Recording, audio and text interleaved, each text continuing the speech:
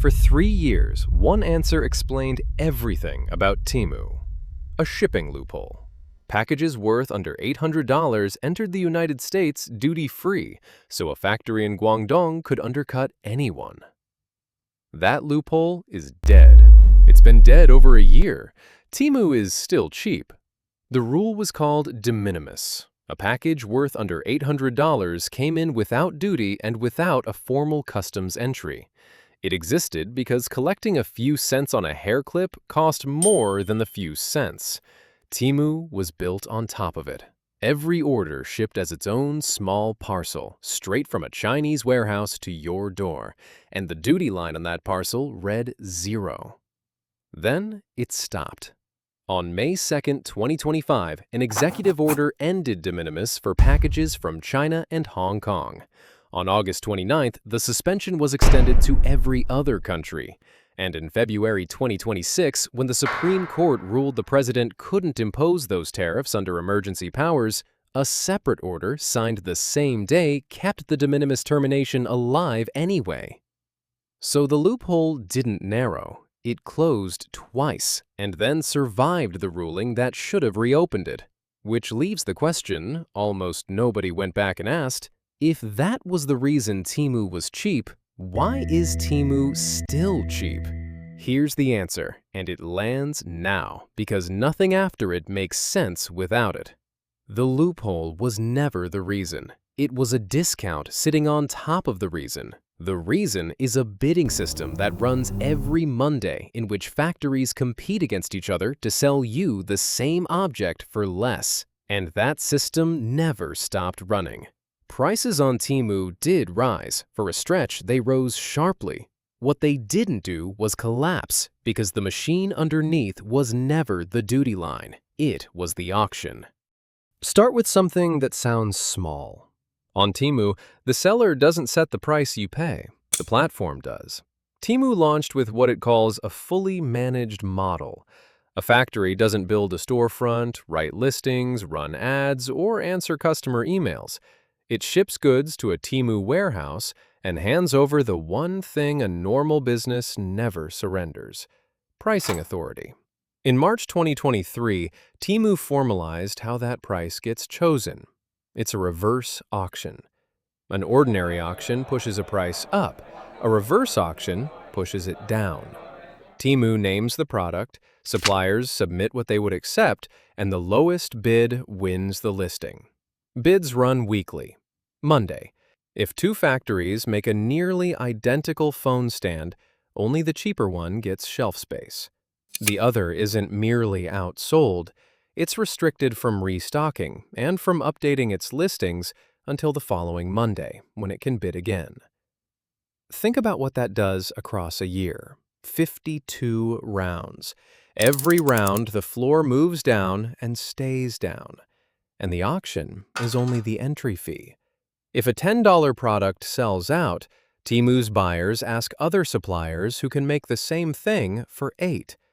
If a product stalls, no sale in 15 days, or under 30 units and $90 in a month, it's flagged slow, and the seller cuts the price or watches the listing come down.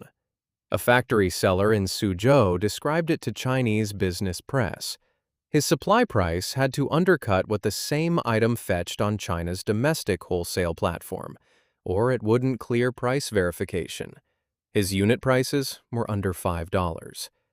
So why agree? Volume. And because for a small factory with no export team, Temu is the only door. But look at what that factory carries.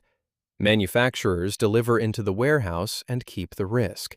They absorb storage costs, take back whatever doesn't sell, and are typically paid on a quarterly cycle. Temu holds the demand. The factory holds the inventory, the dead stock, and the weight. The low price isn't a saving Temu discovered. It's a cost Temu relocated. Now put the shipping back in.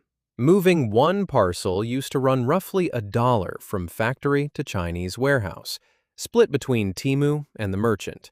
$4 to $5 on the long haul to an overseas transit hub. $3 to $4 more for the last mile to your door. Added up, $8 to $10 of movement on goods supplied for under 5. Those numbers don't close. They were never meant to. Outside analysts estimated Temu was losing around $30 per U.S. order in 2023. That wasn't a pricing failure.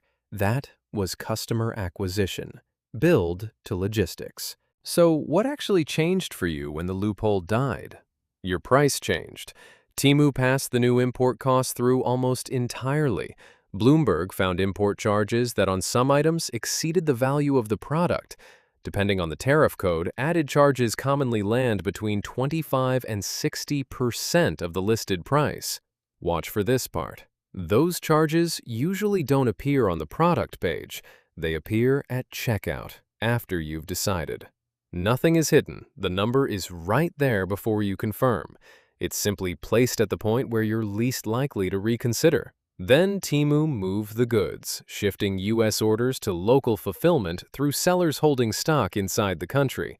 Items already in an American warehouse don't pay duty parcel by parcel on the way to you. They also sit closer to ordinary market prices. There's one more number, and it settles the argument. Between January and May of 2026, Temu cut its U.S. advertising to almost nothing. On X, it fell from the single largest advertiser in the country to the 51st.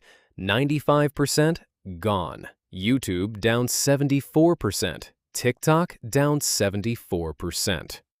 Its U.S. monthly active users rose 21%. A company that had to buy its customers couldn't do that. Neither could a company whose price advantage came from a customs exemption.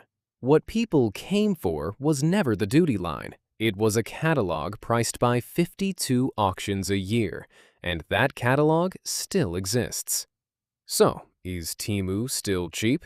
Less than it was, meaningfully less. The gap between Temu and an ordinary retailer narrowed the day the exemption died, and in high-duty categories, it narrowed a lot. But it didn't close because the exemption was only ever the last few percent. Underneath it, every Monday, factories are still bidding each other down for the right to sell you the same phone stand. The price you see is whatever the loser of that fight could survive, which makes the useful question a personal one.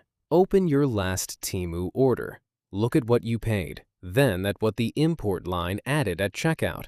Put that second number in the comments with the item. I want to see how far the spread runs across categories, because I suspect it's wider than anyone assumes. And if the systems behind a price interest you more than the price itself, the subscribe button is currently doing nothing useful.